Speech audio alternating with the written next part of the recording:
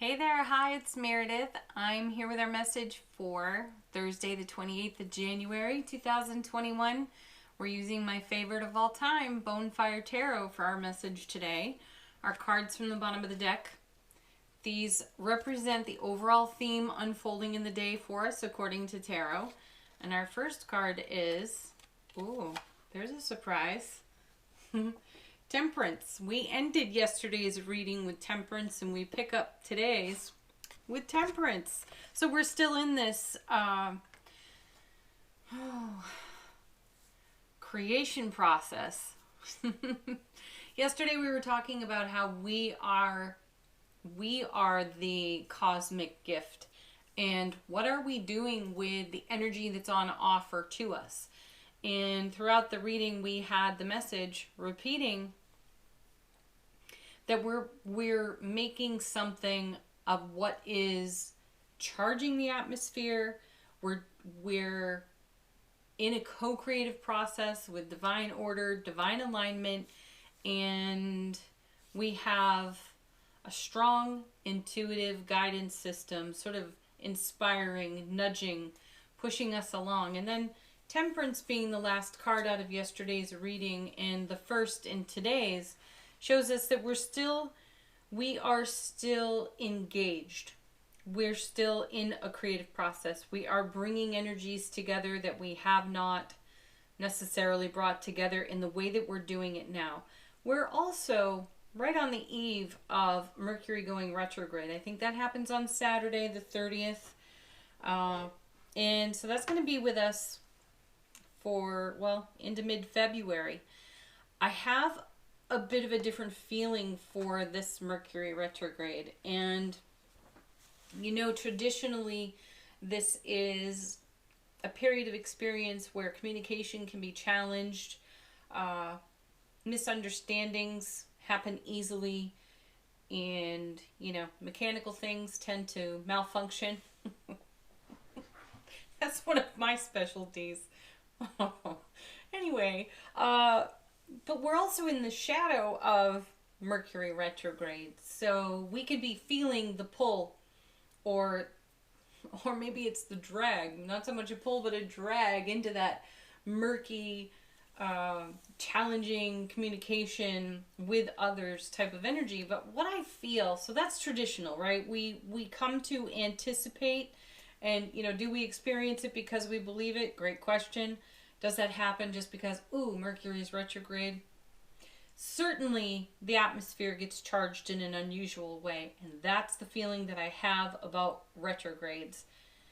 With Temperance being our first card, I feel like we are flowing into the draw of Mercury being in retrograde, and we're making something different of the retrograde energy. It's a great time for reflection and reminiscing and nostalgia.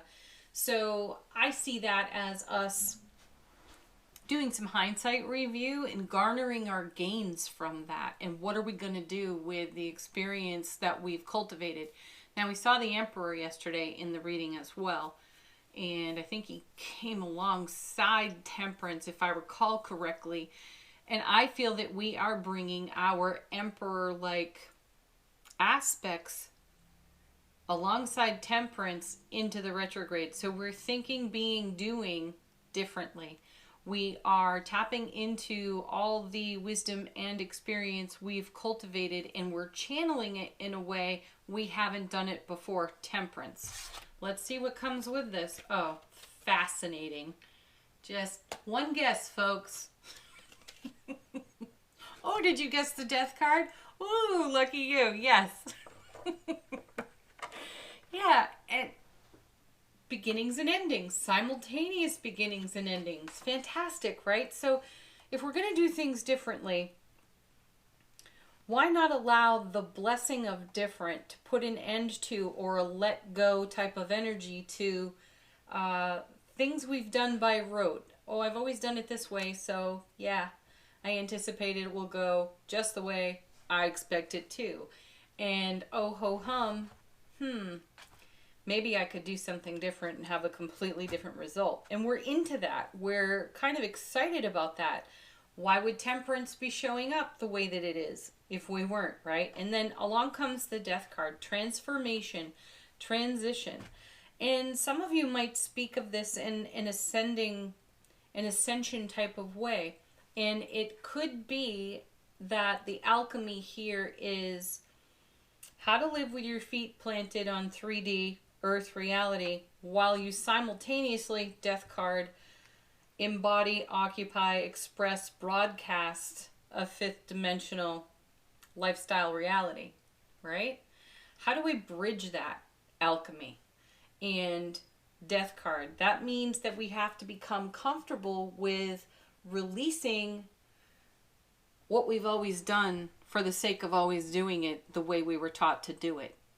So if you're going to bridge 3D, 5D, if you're even going to consider that in this lineup of 2 cards so far, then you have to know that something's got to change and be different. And then we have, look at this. See, doing things differently brings the 9 of Cups. We had this card yesterday. We had quite a dynamic reading yesterday. If you haven't seen it, go back and watch it. I'll link it for you at the end of this video. We had a heavy influence of cups in that reading and a lot of momentum, a lot of change, a lot of shifting, flowing, intuitive guidance, inspiration. How are we using the energy of the aces that are being offered to us? And how are we doing that? We're bringing the energy into fulfillment. So it's the alchemy here. It's the unexpected, the unusual, the not so well-traveled path, and the transitional style of the death card that does bring us a fulfillment that we've held in heart space, but it's fulfilling in a way we didn't anticipate. But that brings surprise and delight. Ooh, that's some pretty fancy business right there. Let's see what else we have going on in the cards. Oh, look at this. Our first card was the Sun. How sweet for us. Happiest card in tarot. I love this. We've had so many cards that are positive and supportive around other cards that are typically challenging. So we find ourselves in an environment that is rich and ripe for the alchemy of change that we've been in co-creation with divine alignment, divine order for. And here's the Sun showing up again because, you know, let's not downplay the complexity of channeling our life experience in a way that is not normal, comfortable, or usual. We've talked about that a lot here on the channel too. Sometimes it's more comfortable to remain in dysfunction rather than function. Now we have that song, Conjunction, Junction, what's your function? Going on in my head. Now I'm dating myself. Let's move on. Ooh, okay. So the Sun, we're in a beautiful, happiest card in tarot type of energy, right? That is supportive of the challenges and complexities that can come up from the alchemy of change that is bringing fulfillment in our 9 of Cups. 9 of Cups, again, emotional wish card, fulfillment, more overflow of the Ace of Cups. It's beautiful and it's brilliant, though it is complex. And the atmosphere is supportive for it. And coming with this is, look at this, the 4 of Coins. There's a let go card if there ever was one in tarot. First and foremost, it's grounded. It's in the suit of coins, pentacles. It's a 4, so it's really stable. And this card brings the message of being in consideration for letting go of something you'd be better off letting go of. But it's so comfortable, as I was just saying moments ago, that we've lived with it for long enough that we don't notice the discomfort within the dysfunction. And here again, confirmation of alchemy and simultaneous endings and beginnings off the Death card. And I want to note here that we have the skull here in the Death card. We also have it in the 9 of Cups. You can see that this is all about transformation, transition. We're shifting energy. We're bridging 3D to 5D. We're learning how to live and be in that type of energetic atmosphere. The Sun is shining on it.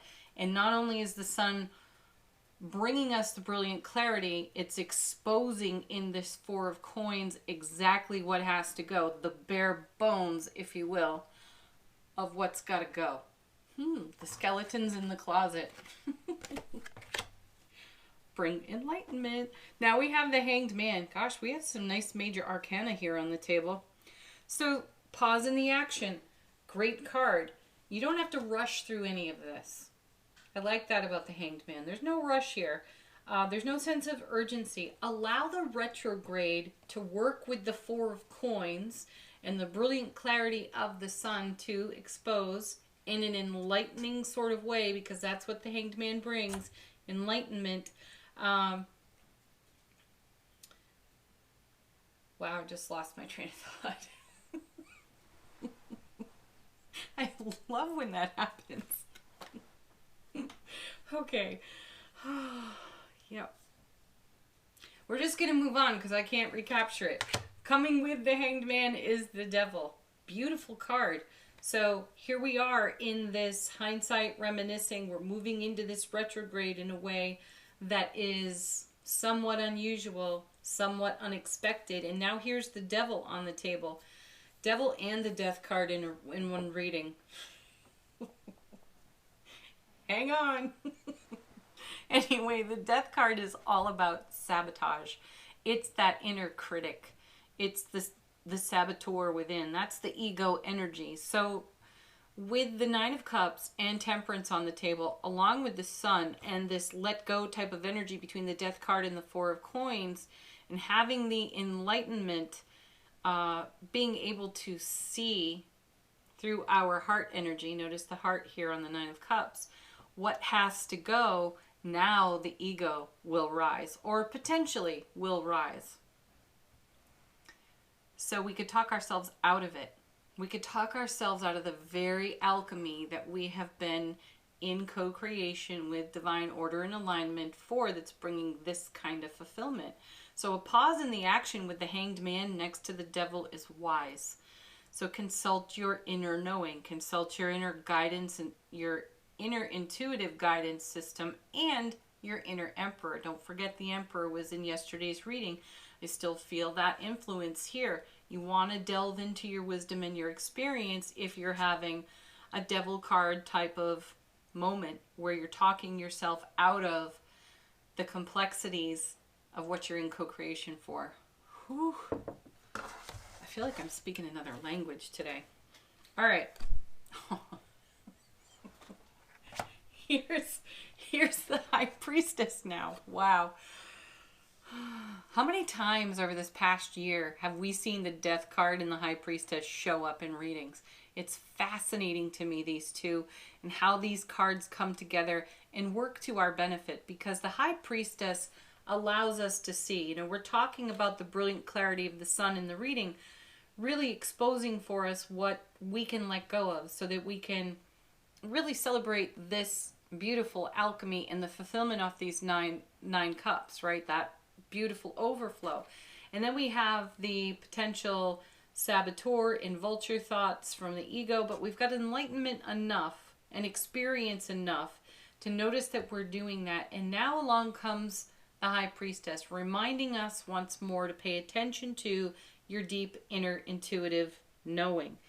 And with the Death card present, she's going to help you see, you know, if the Sun doesn't show you enough in its clarity, if you go sun blind, then your intuitive inner vision will show you what has to go as well. So there's no getting out of what has to come off the foundation here, and that's beautiful. The energy atmosphere is not going to allow you to skip a step or to miss a step here.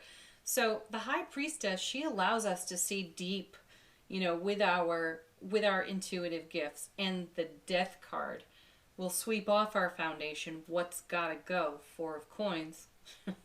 So these two are working in unison. So is the Sun working in unison with Temperance. And we're benefiting from the enlightenment and simultaneously allowing for the fact that our vulture thoughts are going to pop up in the midst of this. And then, oh my goodness, one more card all about brilliant clarity. Now we have the Ace of Swords. So here's another ace visiting us. We had two yesterday, the Ace of Cups, Ace of Wands. Now we've got the Swords. And its message in tarot is brilliant clarity, everlasting strength. So In this set of cards, you start with brilliant clarity in the Sun and you end with brilliant clarity with the Ace of Swords. So how are you going to use that sword? How are you going to use your words and your thoughts and turn those into deeds when you're dealing with the vulture thoughts? What action are you going to take? So look with love, Nine of Cups, at the whole situation and what's in fulfillment and overflow for you. Embrace the complexity of change and allow the Death card and the High Priestess to continue to inform with enlightenment and sweep away, Four of Coins, what has to go. Now you know what's going to happen next. We're going to see things like the World, the Wheel of Fortune, because that's how that divine delivery system works for us, doesn't it? Okay, we're going to move on to Angel Answers for now. This is your opportunity to ask a question if you've got one. I already have cards falling out of the deck for us. There's 3 of them. One more. Let these cards confirm something for you, related or not, or just be a fresh message. Oh, here we go. Wow, that was great. So, the first one, falling out of the deck. I love this. Don't stop, don't quit. I love that encouragement that we get from Angel Answers. Because the devil would have us talking ourselves out of what we're doing, right? And so now Angel Answers comes along and says, don't stop now. You've got this great momentum. Stay with the flow because this is perfect timing. Divine order, divine alignment right here in the perfect timing card, because the third one that fell out was big happy changes. We're riding the wave of happy. We cultivated to make big change. Temperance. Yeah. And then our last card is, how beautiful is this? Trust. Trust yourself and trust this process. You created this. See it through. All right, our last card is going to come from the Spirit Junkie deck. Our affirmation for the day. What do we have here? Well, that was yesterday's. Oh, this is sweet. You know, this is confirmation of the Hanged Man right here. If I can pry it out of the deck.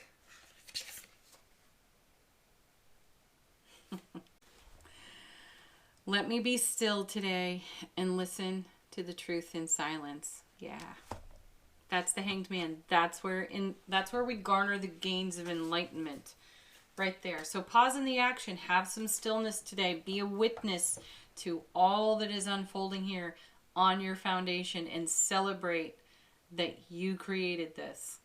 Thank you, everybody, as always, for watching. Do like, share, subscribe. It's deeply appreciated by me here on the channel. Have a beautiful Thursday.